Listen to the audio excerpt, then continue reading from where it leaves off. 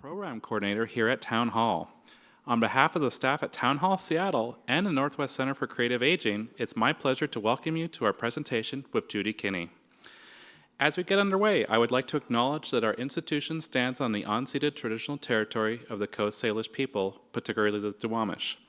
We thank them for our continuing use of the natural resources of their ancestral homeland. We are so glad to have you joining us for our 25th anniversary season tonight. The presentation will run about 60 minutes, including Q&A. When we get to the Q&A portion of the event, you may ask your question through this mic, or you may use your smartphone to scan the code on the screen to your left over here. Or sorry, your right, my left. We'll also drop a link in the live stream chat.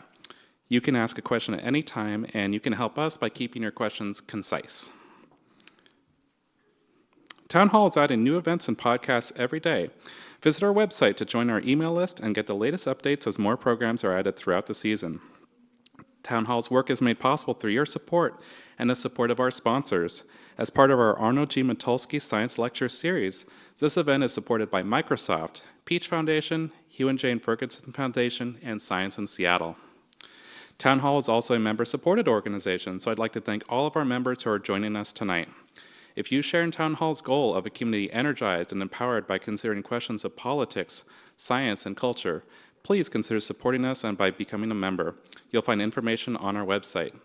At this time, I'd like to welcome Rebecca Crichton, the Executive Director of the Northwest Center for Creative Aging, to the stage to introduce tonight's speakers. Thank you.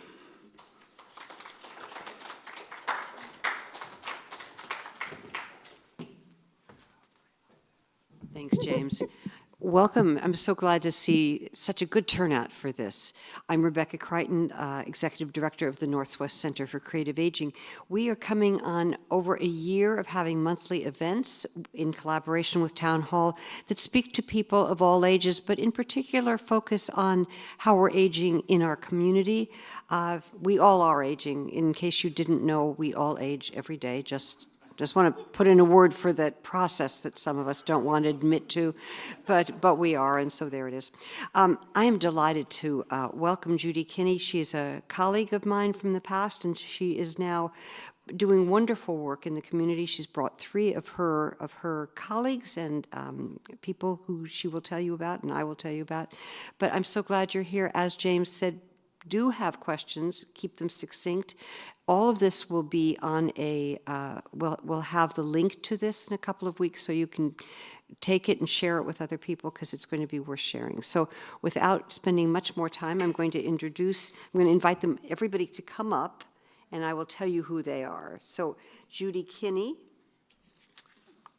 who is going to be our moderator, basically, is an experienced nonprofit leader and community builder who has devoted 20 years of her career to protecting, supporting, and advancing the well-being of older adults, including promoting the equality, safety, and health of older LGBTQIA+ people. Judy's deeply committed to centering the intersections of age, race and LGBTQ plus identities in GenPride's work. Norma Timbang. Anti-Filipinx, therapist, teacher, consultant, and activist are a few words that describe Norma. Norma, semi-retired, still works in service with women, youth, people living with disabilities and identifying as disabled, communities of color, immigrant communities, and LGBTQ plus communities. Christine Wheeler-Sinclair. Christine comes to tonight's conversation with an MSW and extensive experience in adult protective services. She's one of Pride Place's first residents and was GenPride's first program manager in its early days 8 years ago. A student of peace, beauty, and equity, Christine has been a force within Seattle's LGBTQ plus rights movement for 50 years. And Dilo Signorino,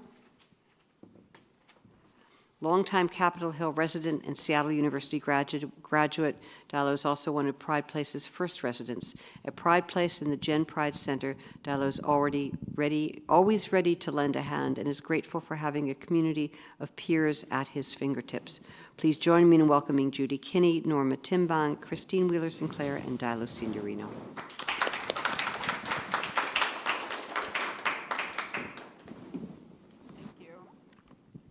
Are our mics working? They are? Good. Yes. Yes. Yes, good. Yes. You want to start us off? Sure. Yes. I guess I should use it if I have it. Use it or lose it. As was said, I am Christine Wheeler-Sinclair. My pronouns are she and her. I identify as a lesbian. I am 67, soon to be 68. I came to Seattle at 18 years old with the Army in 1974. We're doing a little history now about our activities. The early days? The early days in Seattle. Again, I'm 18. I actually came out in 1969 when I was 13, the year Stonewall Riot. So by the time I got here at 18, I was pretty involved in the LGBT community, pretty confident about being a young lesbian in the community, and pretty excited about a lot of the things that were going on here. Early days of the bar scene, where if you were a young lesbian or a young gay person, that's where you went to connect with the community, or you played softball. So I always just got connected with the softball teams. Lots going on then, all the way through from the 70s into the 80s during our horrible time with dealing with the AIDS epidemic. I worked with Chicken Soup Brigade and was a part of the ACT UP group here, sitting on streets and blocking traffic and all those wonderful things. Just very, very active in the community in many different levels. Yeah. I'm going to pass it to you now.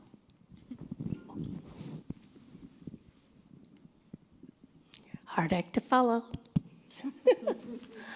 Let's see. I've been in Seattle almost all my life. I'm 67. I came out first.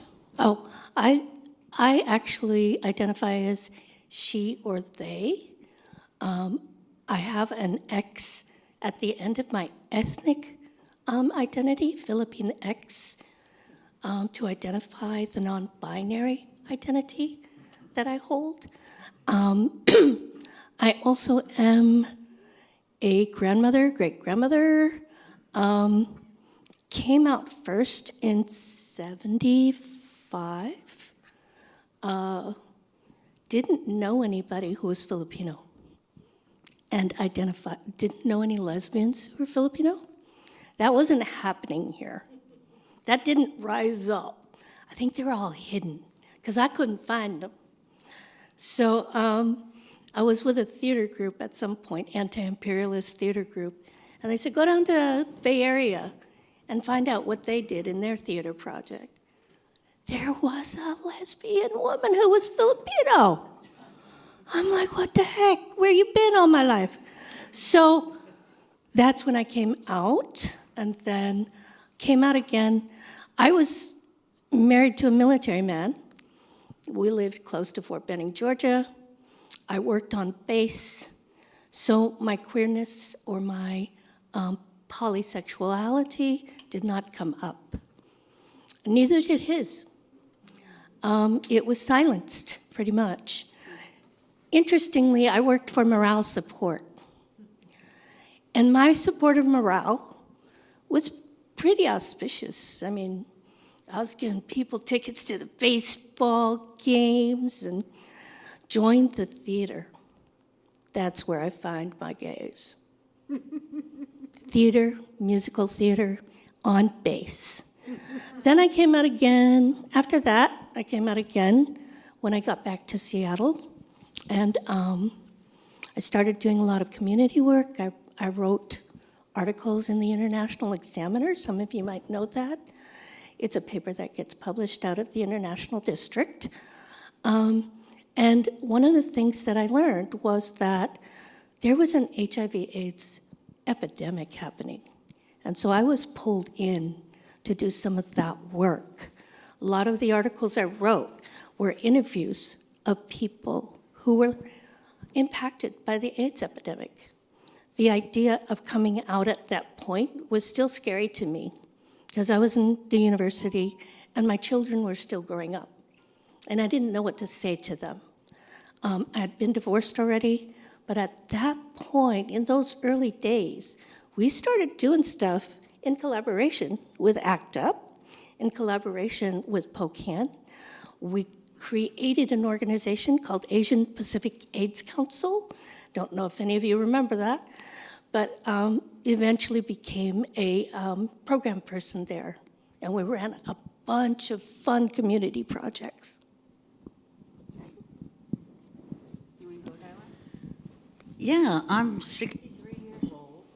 Let's see. I knew in second grade there was something awfully different about me because I was looking at little girls. The mic's not working. Or is it close? Do you want to try it closer to your? There's probably not already a switch on there. There you go. Is that better? Yeah. Hold close to your mouth.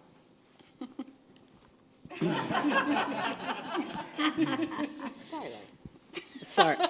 I'm 63 years old, born in 1960. I knew in second grade that something was awfully different about me, but I couldn't define it.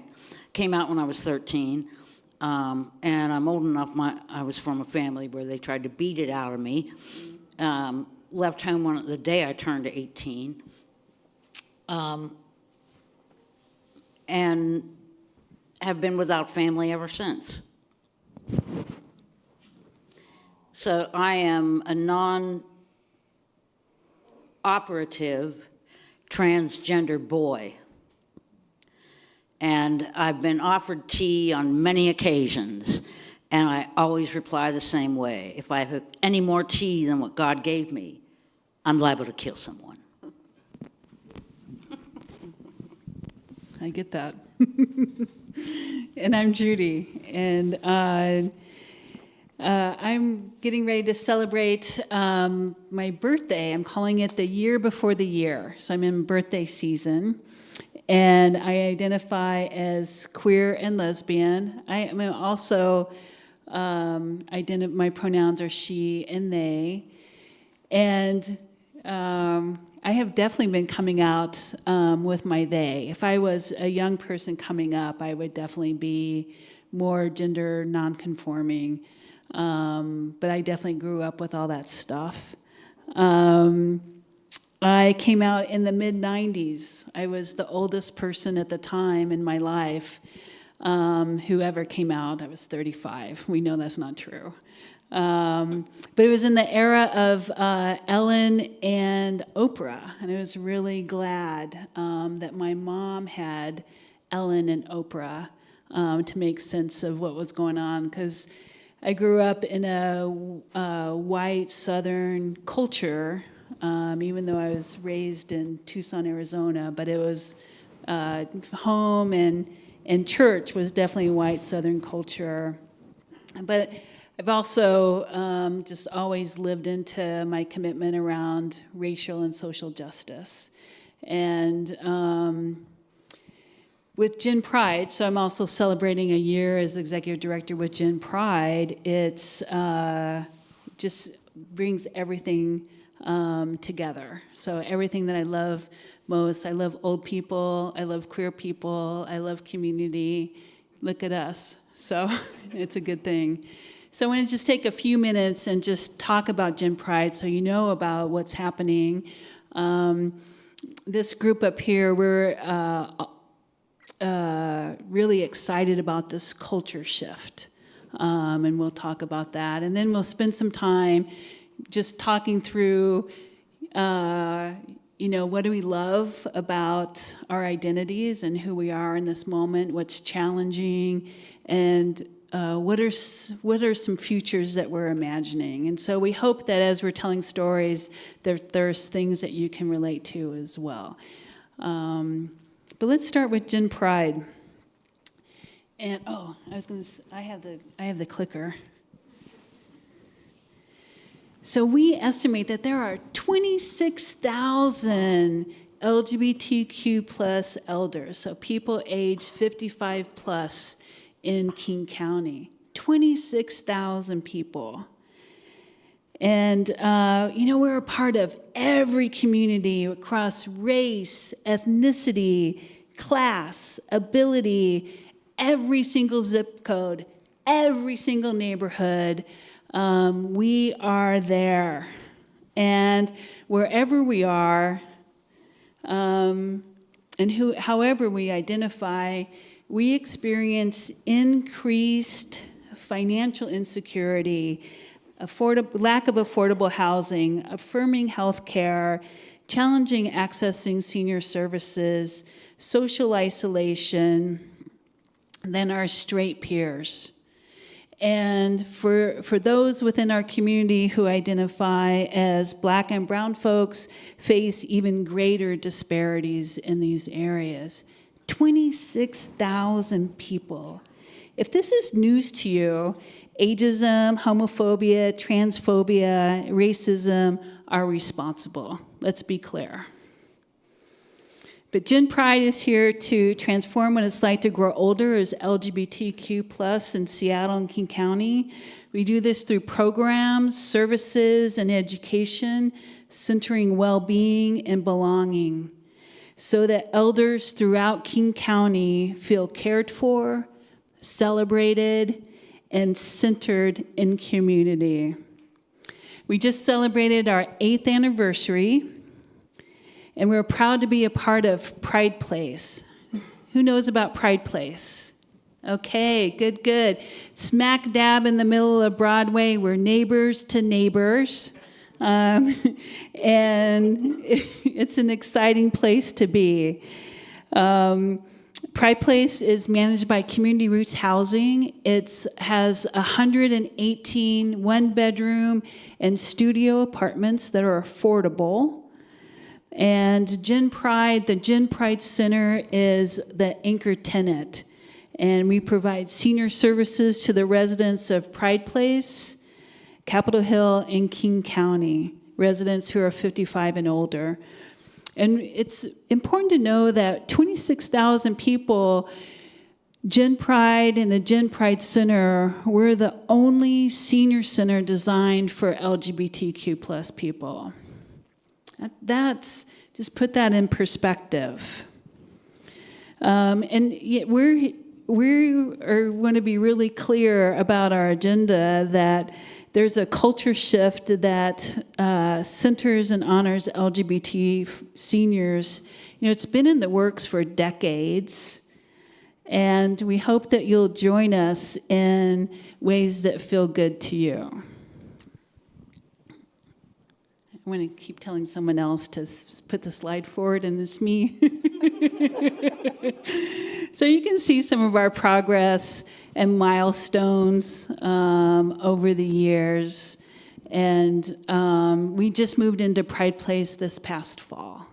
And tomorrow we start hosting community dining for the first time. So we'll have community dining twice a week and hope to serve 100 people each week. So it's really exciting. I think it's important to know, too, that not everyone's coming up to Capitol Hill. Like, let's be real. And so part of what we do will be doing programming and services throughout King County. We're not expecting people to come to us. We're going to go to where folks are. So that sounds good. And then with this, let me ask us a question. Let me ask each of us on the panel. Here's how I wrote the question too. What do you love about being you and all your identities, glory in this moment? So, because we're all in our 60s, we're elders, seniors, older adults, but we have more identities than that. So, what do you love about being you in this moment today? Why are you looking at me? I think I was volunteered to go first, so. Microphone. Oh. We're recording.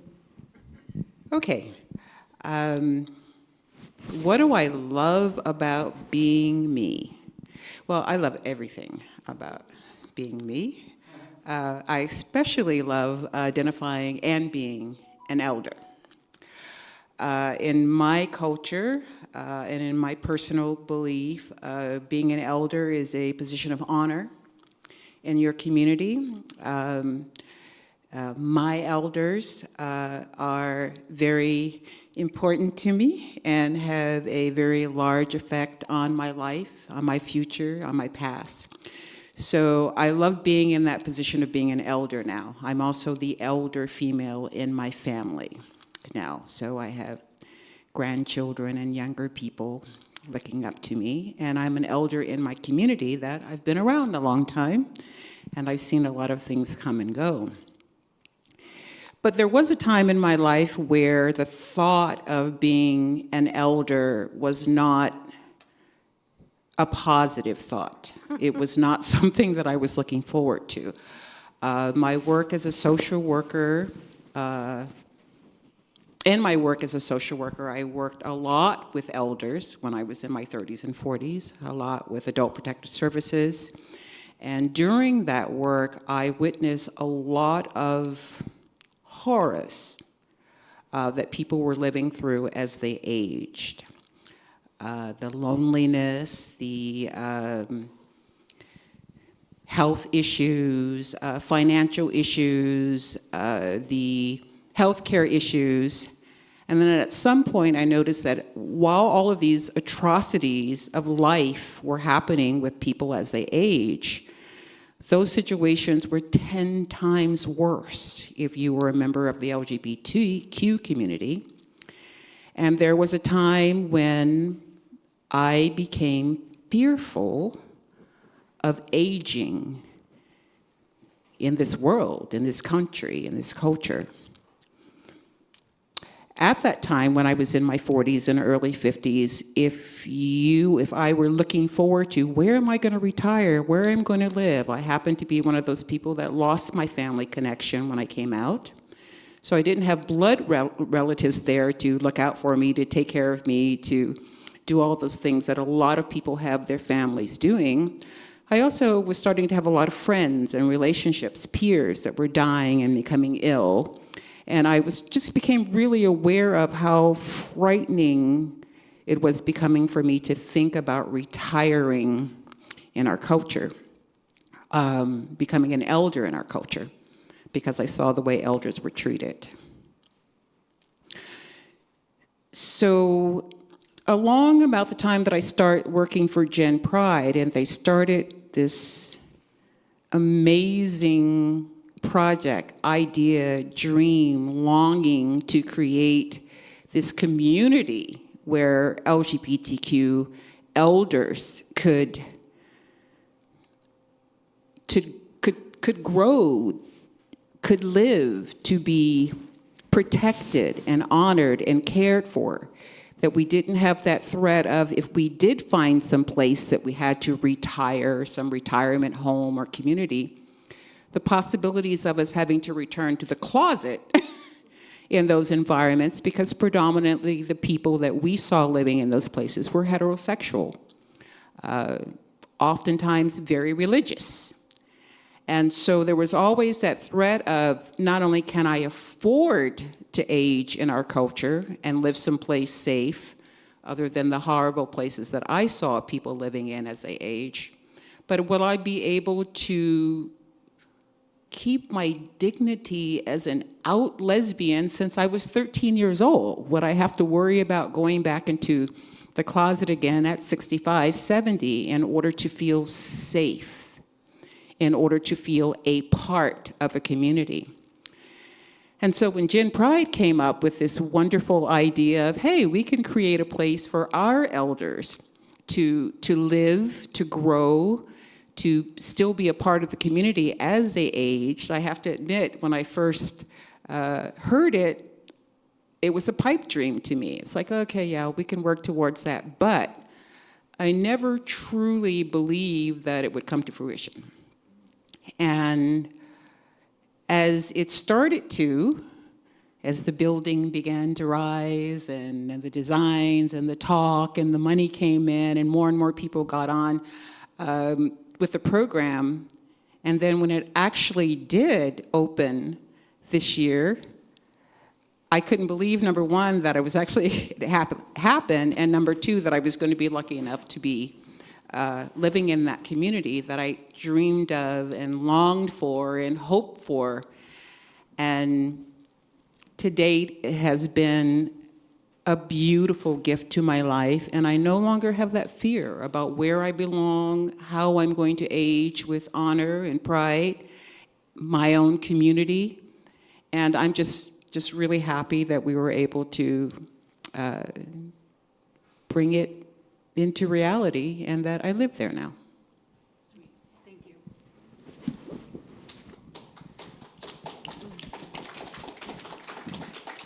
I have to apologize, Christine. I freaked out a little bit when you looked at me. I wasn't a moment where I'm hearing your stories and I'm thinking about what Judy just presented. And I'm like, this is just stunning that we're in this place together, able to have this conversation. Wouldn't have happened back in the day, right? Wouldn't have happened. So I was a little shocked when, I'm sorry. But the idea of this place, Pride Place, was something I had heard about over years, just like you. And I thought, that's not going to happen. It's been over and over conversations and, bringing in community members and talking about it. And I am so glad, I'm so grateful that folks have a place and they have a community that can be there. I was not thinking it was going to happen, so I found another place for myself. As an auntie in the Filipino community, I have a chosen family of queer and trans folks. And one of them was able to buy a house, and they wanted me to take their old house next door. I was afraid of, I don't want to burden you. I don't want to, I'm going to let you know, this is my forever home now. And they said, but Auntie, we want you here so we can take care of you. I'm like, geez, maybe I don't have to wait for Pride Place. I was lucky. I was super lucky because community can be that way as well.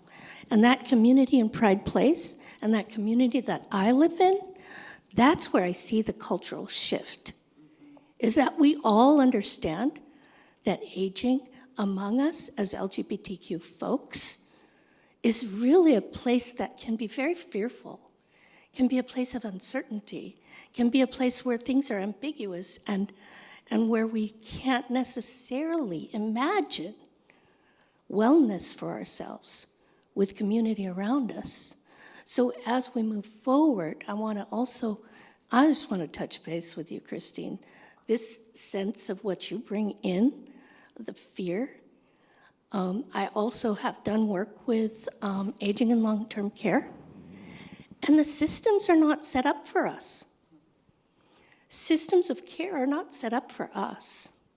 So we have to shift not just the culture of our communities into understanding what the needs are and to be able to figure out how to fulfill those needs.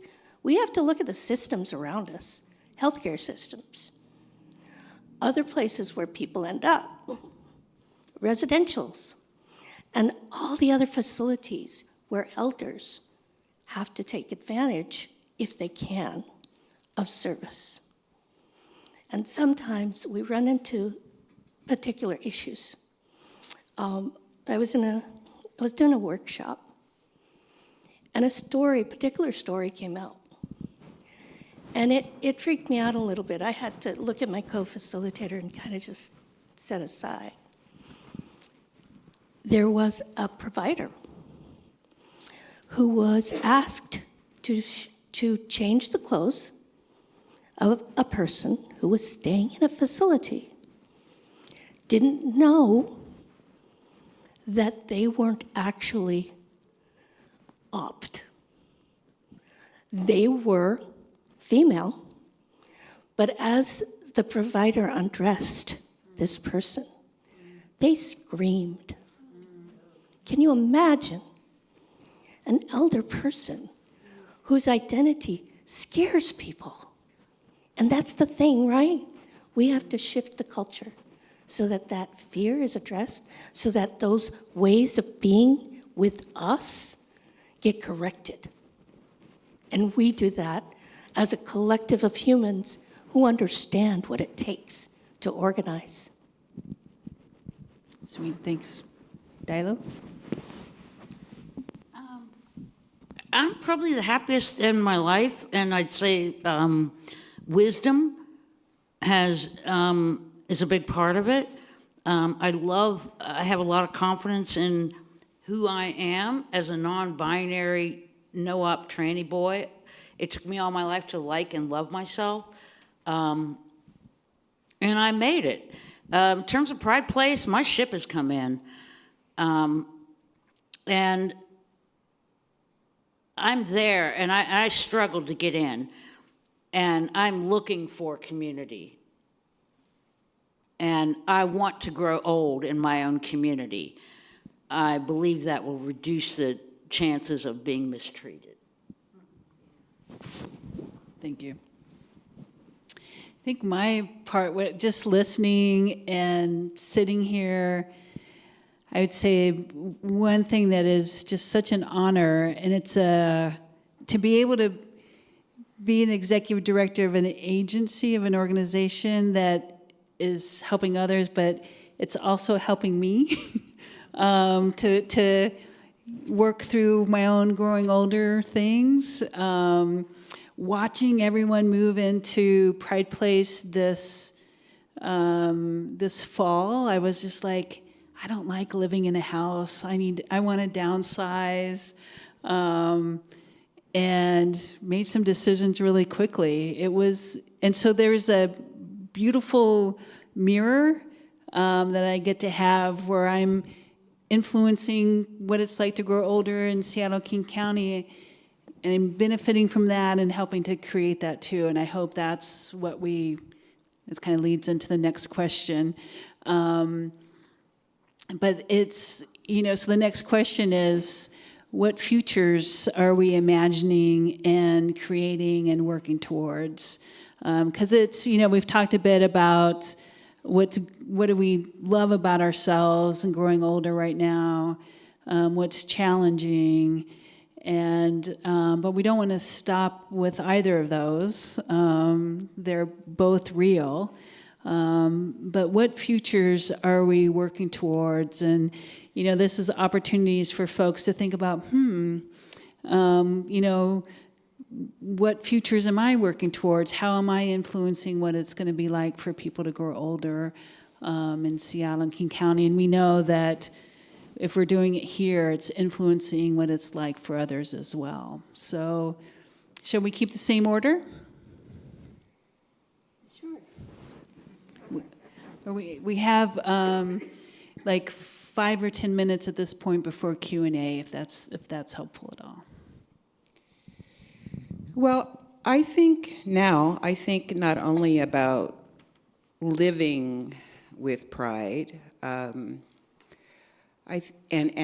living as an elder with aging. I think about thriving with pride, thriving as an elder, thriving during our aging.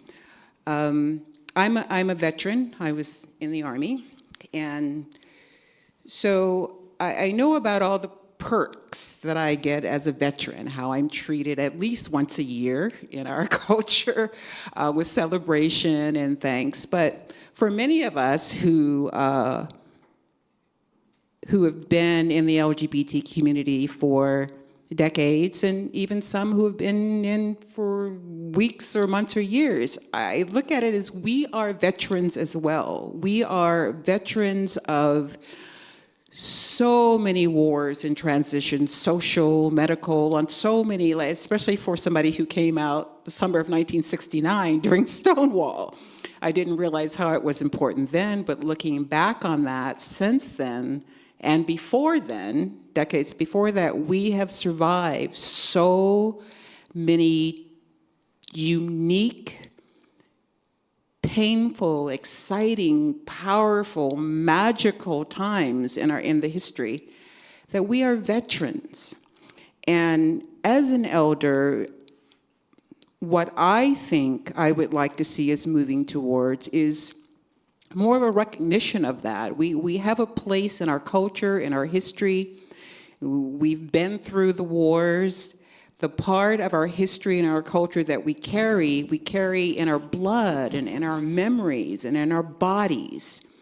And then we have all of those things about aging on top of that we carry as well. So I would like to see that knowledge brought to the front. We talk a lot about combining, working together with younger people and having younger people work with our elders to accomplish things in our lives.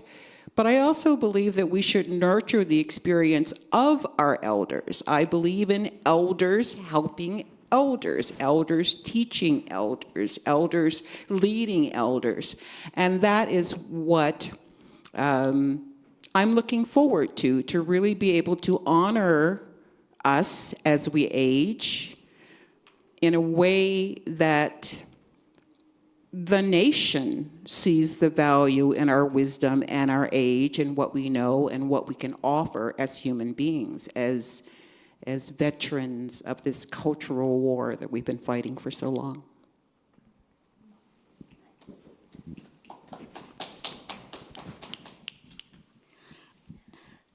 The first challenge for me in aging is body pain. The second one is end of life. I have to get some plans in place. I've decided I want to be composted. It's such a fearful thought. But I want to make sure that I have to do all of that myself. And I want to make sure everything's in place, that my service dog is taken care of. I don't want to end up unclaimed.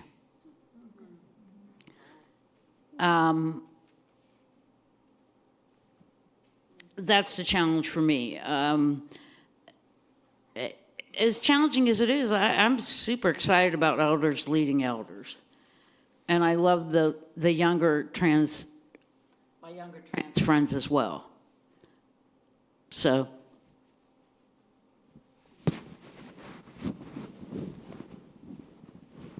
So, I took notes. This question is deep for me. I do a lot of work with organizations on equity, inclusion, diversity and belonging. In this context, we want to make sure that the level of diversity in this community is as huge as it can be, given the facility, given access, etc., that Pride Place can give. The idea of bringing in, and we've had these conversations at GenPride, the idea of bringing in folks at the intersections, right? LGBTQ and disabled, LGBTQ and of color, LGBTQ and so on and so forth. The ideas of that understanding of intersectionality will help us meld this place or create this amazing place of belonging that Judy talks about. And it takes a lot of work, because you all might have been organizers, I don't know, but you might have been in community, and there's a disruption. Relationships break. And pretty soon, things you might have been working on fall apart. So in this way of belonging, I am hoping that folks can understand that disruption doesn't mean it's over and done. It can mean that you can repair, you can transform, that you can bring the depth of connection to the work. And in that transformation, we have folks like Dilo and Christine who are already doing it. And to be able to do that with, as well as in your own communities, is a substantial contribution to the way that we see a culture shift, where we will become more accepted, more understood, and our needs are going to be fulfilled in ways that anybody else's would. So for me, the transformation is really about relationships. How do we connect to each other towards change? Thank you. I think for me, what am I working towards is, I think that we're the folks who understand what community care can look like, what networks of care can look like. I'm not trusting that our systems will be able to always lead or be there with us, but I trust us to do that together. So I'm really interested in building networks of care throughout King County that are, we've had this whole conversation around elder to elder and intergenerational, and I think that will continue. But I think it's both and but I like some sparks that will light are around elder to elder self-organizing, helping people to come together and say, I want to do this, or I want to have this impact, or I want to have a poetry group or a walking group, or I want to create care circles in my neighborhood in Kent. That we are able to support people to do that. Like, I believe in our abilities to do things, because I think we are the people who know how to do that. And I'm really excited about creating that with others. And yeah, I think we can pull this off. So. And I think You got it. Hello? Yep. You're good. Yeah. I just want to say real quickly about some of the things that are happening in Pride Place now to bring a lot of that to fruition. We have created, we have this thing created called Discord, where we're all connected. All the people in the building are connected on this one Discord. And we've opened pages like support. A surgery is happening, or you're sick and you can't walk your dog, you go on to Discord and say, hey, I got a doctor's appointment today, can you pick up my medication for me? And everyone in our building can see that. Or I went to this restaurant today and this is what's going on there, or this movie is playing, or I found these books, or I have something to give away. So within Pride Place itself, not only is it the community of LGBTQ in this building, but we started to find a way to connect. We're just not behind our doors, in our own apartment. We're really committed to how we support each other within our community. We've just started having a potluck the first Wednesday of every month. The last Wednesday of every month is a community birthday. We even have a happy hour once a month now when we go into our community room and we meet for games. And so we're very, very connected. It has really addressed that fear of aging someplace where you feel like you have to be private and cloistered, and fulfilling that dream that we all have of being really connected in our community and being there for each other as a community. And we're really excited about watching that process grow, because we think that, again, we are creating a model for other communities like this. And from the strength and connection within our community, we are being able to build situations and interactions that we're able to take out in the community as well, assisting with GenPride's work. So it's a wonderful thing, and we're really excited about that. It's true. I think now's the time to open up for questions, here or online or somewhere. Thank you. Okay, good. Hi there. Hi. My name's Chris. The Pride Place building has been such an important symbol to me. I didn't even know it was coming, and I was like, oh my gosh, look at this incredible thing that has popped up. It was an amazing surprise. So I guess I was going to ask y'all what sort of surprises have come through the building for you or through the community in general. So the question is, what sort of, Pride Place brought a sweet surprise, and so he's asking what sort of things have surprised us with Pride Place. I'll say two things real quick. Is one, I'm very aware of the statistics. I've worked with LGBTQ elders for 20 years. It's different when every single degrees closeted where they were before. That just really shook me to my core. And I was surprised how it affected me personally. I kind of referenced that earlier. So those are my two surprises. How about you, Dilo?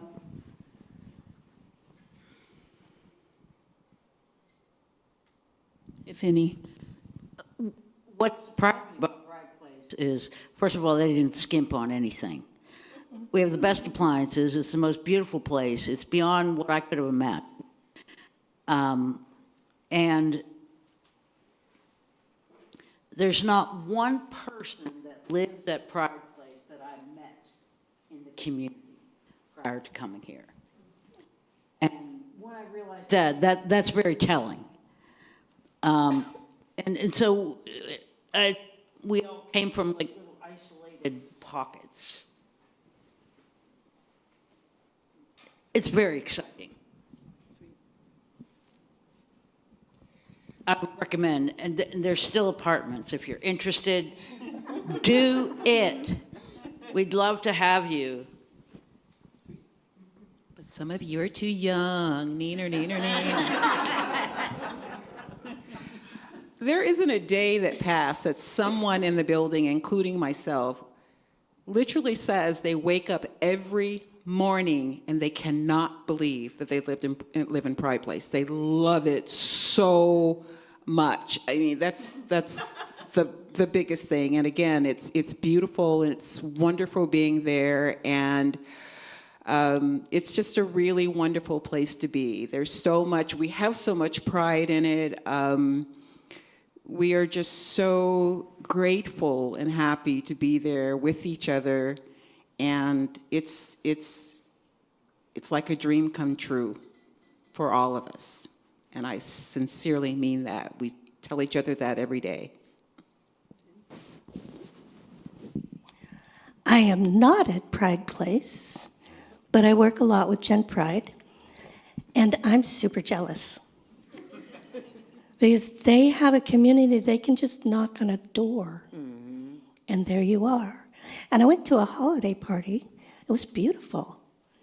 And the thing that surprised me the most was the industrial strength kitchen and the cookies that came out of it.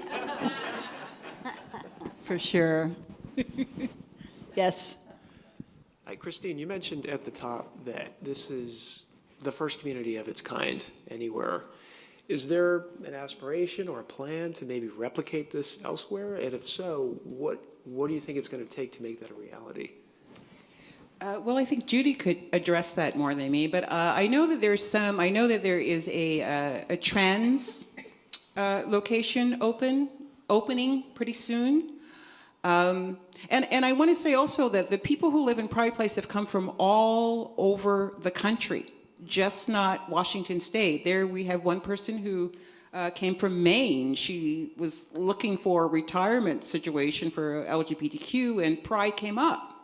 And she applied all the way from Maine and was accepted. So we have people not only just from the Northwest, but all over the community. We have a couple from Florida. A couple from Florida. I also know that there is a LGBTQ teen or youth complex being built as well. Judy? Yeah, so we're the there are definitely affordable housing in California and in New York. And in the Midwest, too. There's some in the Midwest too. Yeah, I think for me, what I think the interesting combo is like Pride Place on its own would be cool. GenPride Center on its own would be cool. Both of them together, that's the magic.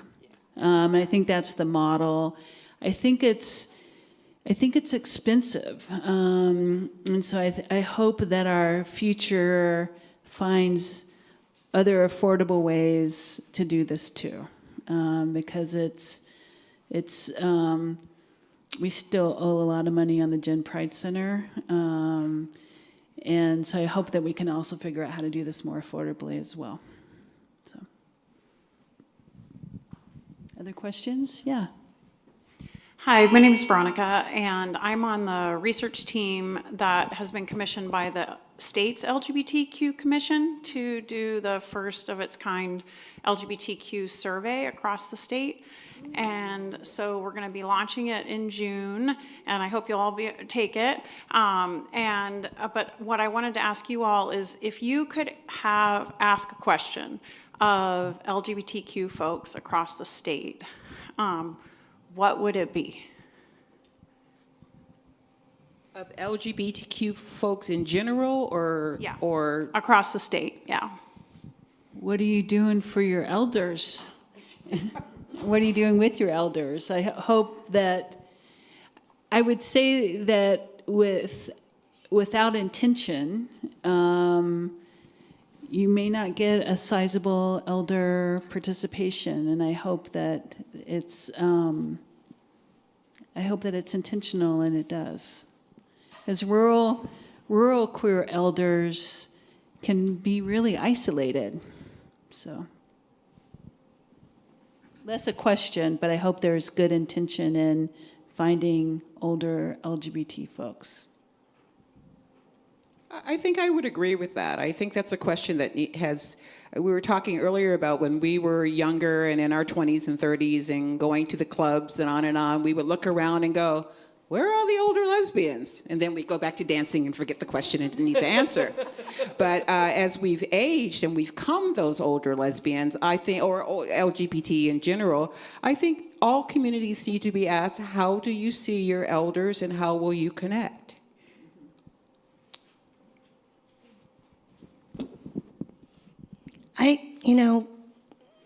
As a researcher, I would get demographics because the impact on folks who are LGBTQ at the intersections, needs to be understood more deeply.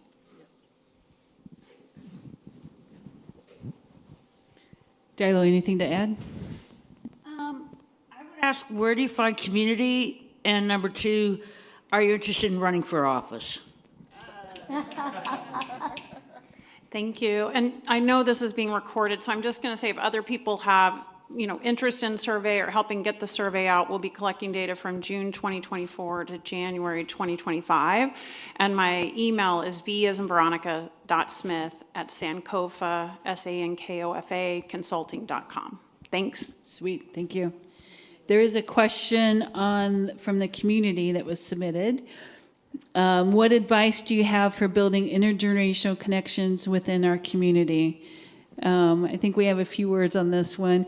I'll say one part of this is that I grew up professionally in youth centers in the 80s, and intergenerational stuff has been talked about from the very beginning. And so part of me has unprofessionally rolled my eyes sometimes about intergenerational things. And then I was talking with people here at GenPride. I was just reminded that few of us have LGBTQ elders in our life. And we didn't grow up with aunties and uncles always that were LGBTQ. And so the intergenerational piece has an important part of it. I think as we look to do intergenerational things, it will be with the understanding, we'll probably do a small intergenerational piece, like let's do art with the LGBTQ Center. We won't call it intergenerational, but we'll do things together. And when we think about Pride coming up with 50th anniversary of Pride, both young people and older folks are going to be at the front of the parade. So I think that there's some cool things that we can do together with the understanding that everyone has something to give in those relationships. I know others have opinions because we've been talking about this.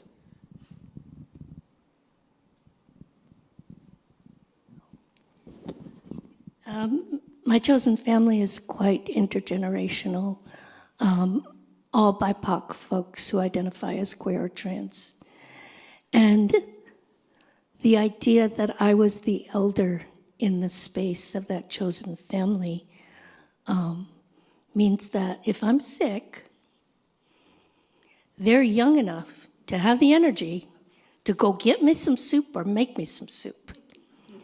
And they're young enough to have the energy to understand that my housemate, who had extensive surgery, needed some physical support.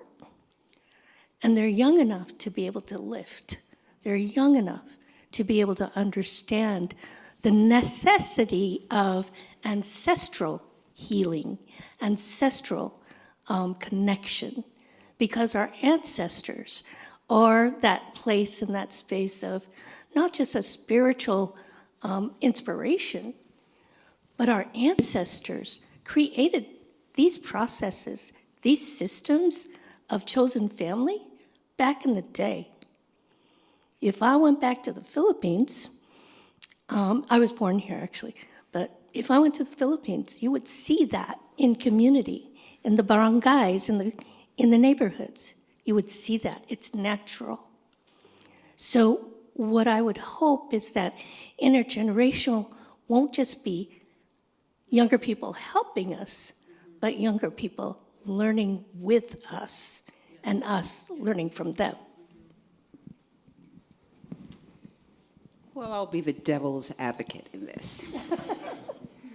I very much want to be a part of developing that part of elder community where we really use the resources in our elder community. I've talked to a lot of elders when offering services, they've been offered intergenerational services, and they will back away from it.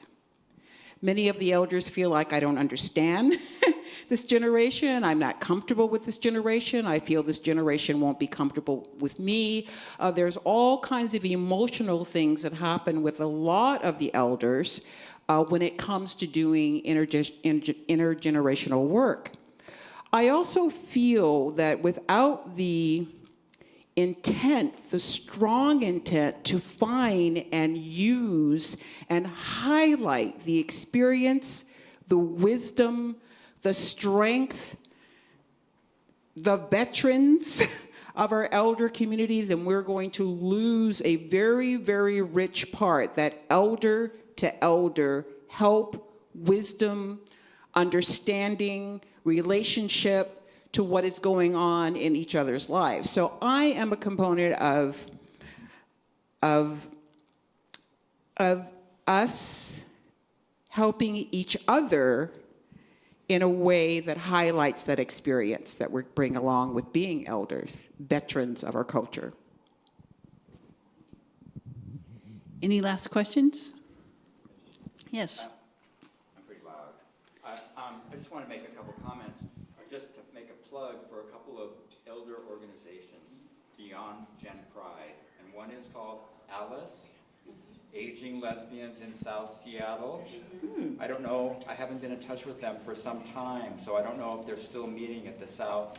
I think it's the South. They are. Yep, they are. So it's a very exciting organization. Can you just use the microphone? The recording won't catch you. Oh, okay.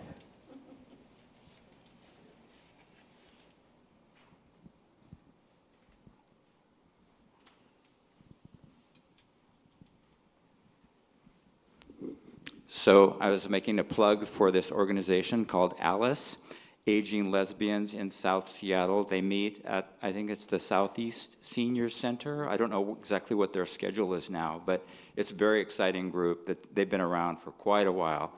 And the other group that I want to make a plug for is called Mature Friends. Mature Friends is, although it's open to all, it's primarily men, but it's open to all. And at the last potluck in January, a woman named Carol came. And they have, beyond a monthly potluck, they have a whole structure of activities, walking groups, social events, special trips, nature walks, whatever. So I just encourage people to look into those as well. Thank you. Can I make a comment about the intergenerational? Sure. Is it working now? Yeah.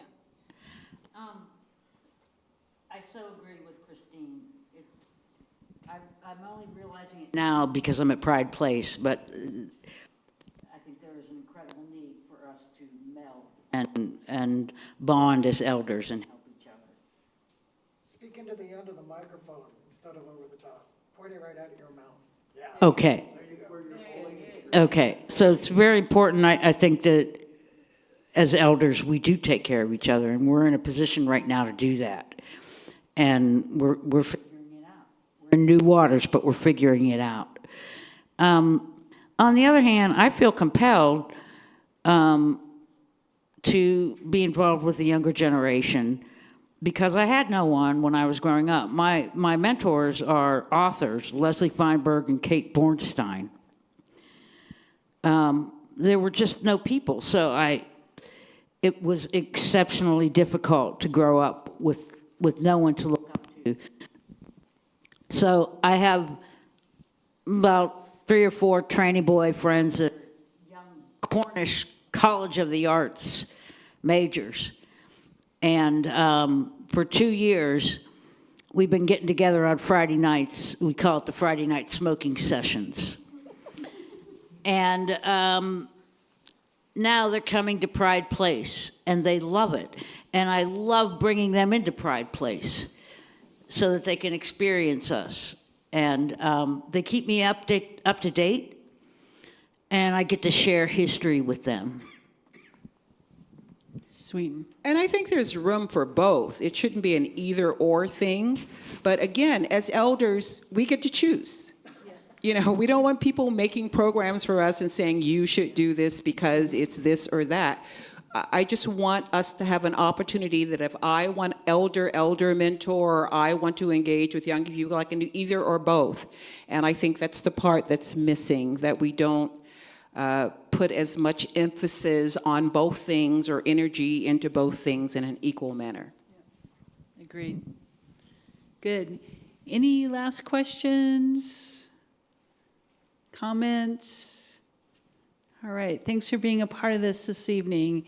And thanks for joining the Culture Shift, if you knew you were joining it or not. Do we ask permission? Thank you. Thank you.